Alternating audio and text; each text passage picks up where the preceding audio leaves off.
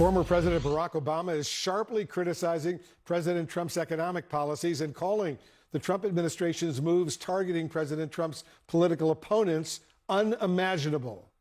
President Obama also has a message for his fellow Democrats saying, and I'm quoting him now, "We're in one of those moments when you know what? It's not enough just to say you're for something. You may actually have to do something and possibly sacrifice a little bit," close quote. Former Vice President Kamala Harris is also weighing in, saying President Trump's actions have been largely predictable. Listen. Each day in these last few months in our country, and it understandably creates a great sense of fear. Because, there were many things that we knew would happen. Many things. I'm not here, so I told you so. She said, "I told you so." Joining us now, CNN political commentator and Democratic strategist Paul Begala. Paul, thanks for joining us. President Obama also called out the silence from Republicans about the economic turbulence here in the United States and President Trump's attacks on his perceived enemies. What do you make of what we heard from the former president and the former vice president? Well, President Obama is probably the most popular politician around. I saw a Gallup poll earlier this year had him at 59%. Donald Trump never had a day in his whole life when he was at 59%. That's easier to be an ex-president. It is. And I think one of President Obama's great gifts in politics is timing. He's not out there in your face every day. He's the way Trump has to be. He's the president, okay? But he picks his moments, and he knows what he is doing. He's the best sense of timing I've seen anybody since Ronald Reagan. And he is connecting right now. And it is both these grocery store issues, these cost of living issues, which is the most important. That's what's driving everything now. But also these more existential issues about our freedom. When you see people taken, handcuffed, and shipped to some hellhole in a prison in El Salvador without any due process. I'm glad Barack Obama is speaking out. I will also note, so is Joe Rogan. So if Donald Trump, okay, he's losing Barack Obama, he's also losing Joe Rogan, a very popular podcaster that Mr. Trump went on his show. Because Americans don't like that kind of lack of due process, and they sure don't like the costs going up at the grocery store the way they are. A recent poll shows just 63% of Democrats view the party favorably right now. That's down from 81% at the start of the Biden administration. But according to Ron Brownstein, the columnist and good friend, these image problems might not matter much coming up in the 2026 midterm elections. He writes this. He writes that Democrats' best chance to recover would rely on their ability to, quote, crystallize public discontent with the actions by President Trump and the Republican-controlled Congress. You think he's right about that? It pains me to say this because I love the guy. Brownstein's always right, and he's right about this. Right now, by the way, I don't know how the Democratic favorable among Democrats is 63. I mean, we've known each other a long time. I've been a Democrat all my adult life. I wouldn't have a favorable opinion of my party right now. So, and yet the Democrats are winning. Stunning win in Wisconsin this week, where Ben Wickler, the state party chair, led his party to a really stunning, at the highest turnout I've seen in one of these Supreme Court elections.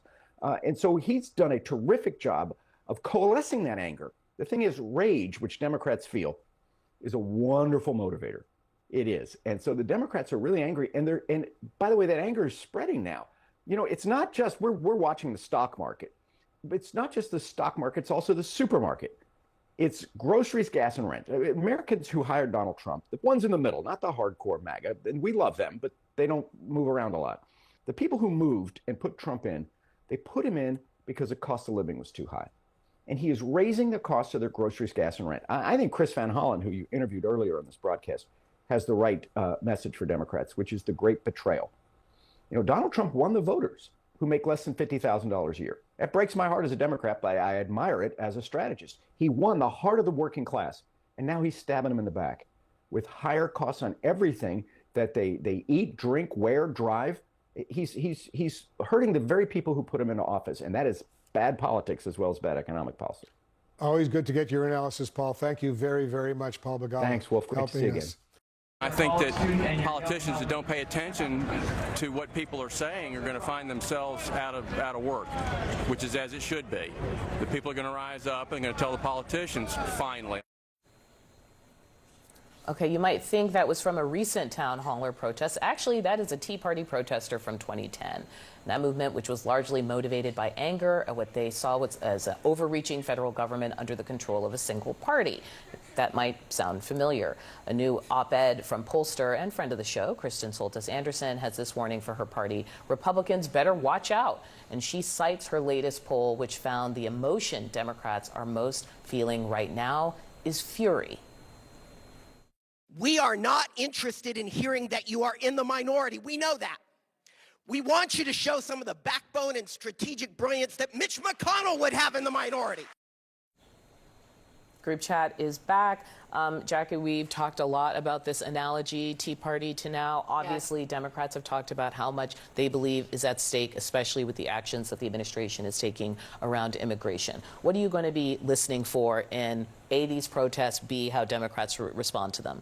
You know, I'm not listening to Democrats as much as I'm watching the voters that voted for Trump because of the economy. We talk to them all the time.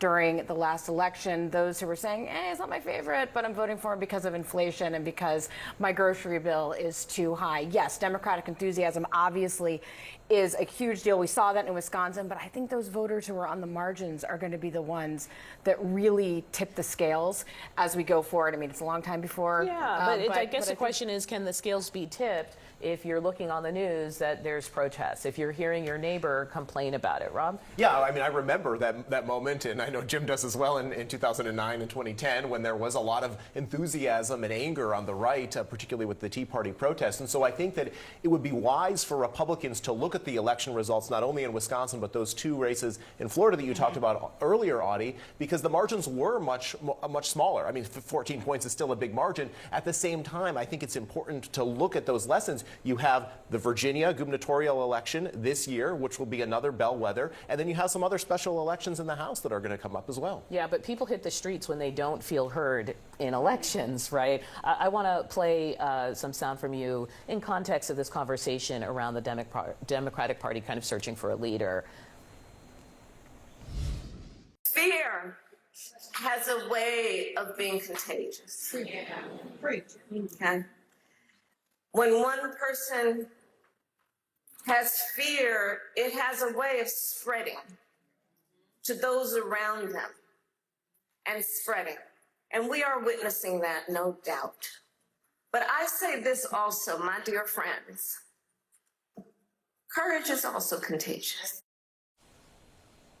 Okay, Kamala Harris, we finally see her, and she is referring to something that is real, as I've reported on college campuses, for example, that people are afraid of sticking their neck out, going public because of the potential backlash to that activity. Jim, can you talk about this message in the context of, people speaking out? Well, it goes back to what you were just saying. I think you're exactly right about these swing voters. And swing voters don't want to hear Democrats talk about anger and fear and all these things. They want us to have an economic message that makes their lives better. And Democrats have still yet to settle behind that. Part of it's not having a leader, but part of it's like understanding the moment we're in. It's not just enough to win elections because people start hating Elon Musk and Donald Trump. You actually have to have a different vision. And I think that's the challenge Democrats have right now. And that's the work we have to do. And it's not just enough to talk about fear. Your old boss went a little further than this. He was speaking at Hamilton College. He had this to say about the moment that Democrats are in. He was saying we're in one of those moments when, it's not enough to say that you're for something. You may actually have to do something and possibly sacrifice a little bit. That's the part people don't remember when they talk about protests or where they refer to the 60s or refer to past time. People did sacrifice. That's right. People went to jail. People like took very difficult things, and I think what he's talking about is these law firms who are just bowing to the president, to Trump, and not fighting back. There's a price to be paid here, and you had Indivisible on earlier. They're willing to pay that price to say this is the moment to have that fight. I just think it's not just about anger, though. You've got to have a message how you're making these swing voters' lives better. In the Wisconsin election, 9 counties that went for Donald Trump went for the Democrat in that election. Those swing voters moving. It's not just enthusiasm. Swing voters are beginning to panic about Donald Trump. Rob, last word to you. Yeah, I think that it's wise, again, for Republicans to pay close attention to this. Donald Trump did have a message that resonated in the 2024 election. He was able to win over those people who may have voted for Joe Biden in the previous election. And He also rode anti-pandemic lockdown protest anger. Sure he did. Yes, so did Glenn Youngkin in Virginia, Yeah. right? So, I mean, that's again why I say look at what's going to happen in Virginia as the next bellwether, just like Bob McDonnell's victory in the early days of Barack Obama's presidency.